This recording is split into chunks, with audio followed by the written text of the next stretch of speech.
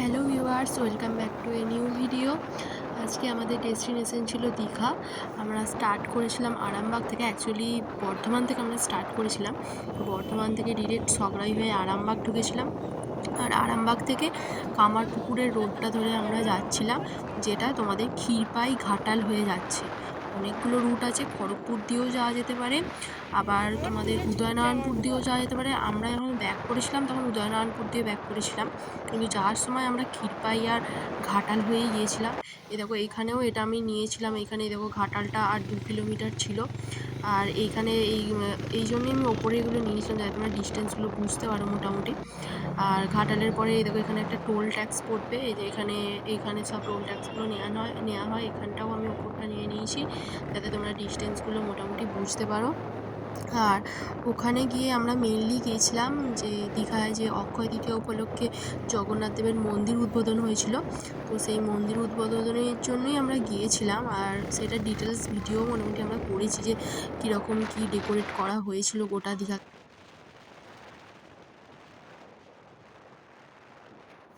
পুরো ভিডিওটা দেখতে থাকো, আশা করি তোমাদের খুব ভালো লাগবে, কারণ পুরোপুরি দীঘার যে লাইটিং ডেকোরেশন হয়েছিল অক্ষয় তৃতীয়ায় সেইটা পুরোপুরিই দেখানো হয়েছে।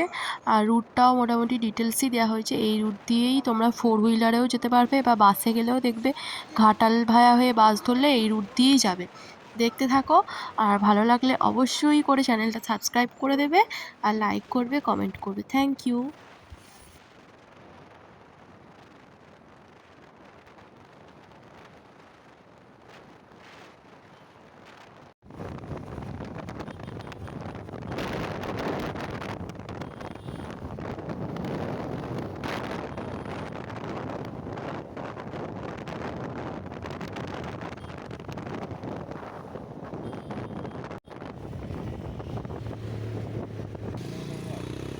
বর্ধমান থেকে দীঘা আসতে আমাদের বাইকে টাইম লেগেছিলো প্রায় 6.5 ঘন্টা মতো। মাঝে আমরা 2-1বার দাঁড়িয়েও ছিলাম। আর তারপরে আমরা যখন পৌঁছাই তখন প্রায় 12:30 বাজছে দুপুর।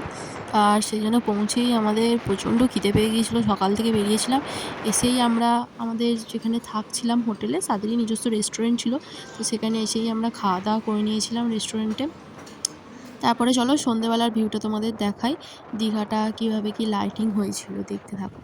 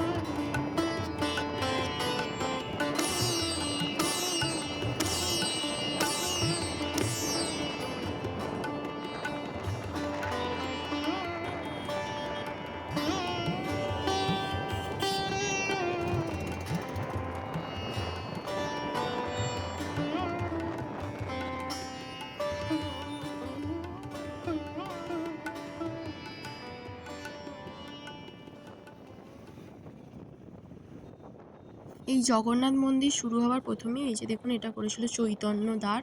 প্রচুর বড় একটা চৈতন্যদেবের দুয়ার করেছিল। তারপরেই ডান দিকে দেখুন রাইট সাইডে এই যে জগন্নাথ মন্দিরের এরিয়াটা শুরু হয়েছে।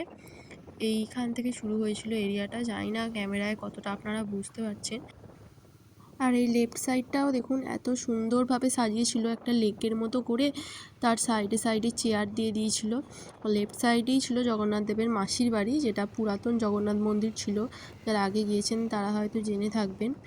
আর এইখানে দেখুন জগন্নাথ দেবের পুরো এরিয়াটা, মানে অনেকটা জায়গা জুড়ে পুরো এরিয়াটা, মানে দুটো সাইডেই বোথ সাইডই দেখতে এত সুন্দর লাগছিল। তার মধ্যে এই লেকটার মধ্যে ফোয়ারা করেছিল, মানে সামনে থেকে দেখলে জাস্ট মানে বলার মতো না, খুবই সুন্দর। আর এখানে লাইটিং তো দেখালাম আপনাদের যে কত সুন্দর লাইটিং করেছিল। আর এই জগন্নাথ দেব মন্দিরের ঘোরার যে টাইমিংটা বলে দিই, সকাল 10টা থেকে দুপুর 1টা, আবার দুপুর 3টে থেকে সন্ধ্যা 8টা, এই টাইম এখন চলছে। পরে হয়তো চেঞ্জেস হতেও পারে। এটা আমরা এসেছিলাম উদয়পুর সি বিচে।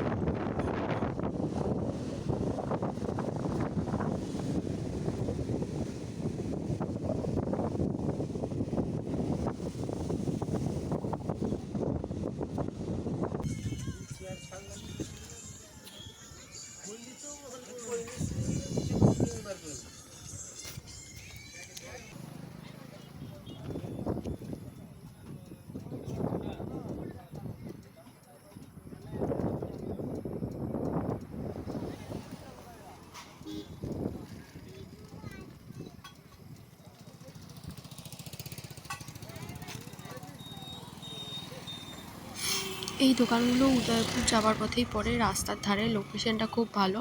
তোমরা অবশ্যই উদয়পুরের সি বিচের দিকটা একবার যেও সন্ধ্যের দিকে, মানে খুব সুন্দর থাকে অ্যাটমসফিয়ারটা।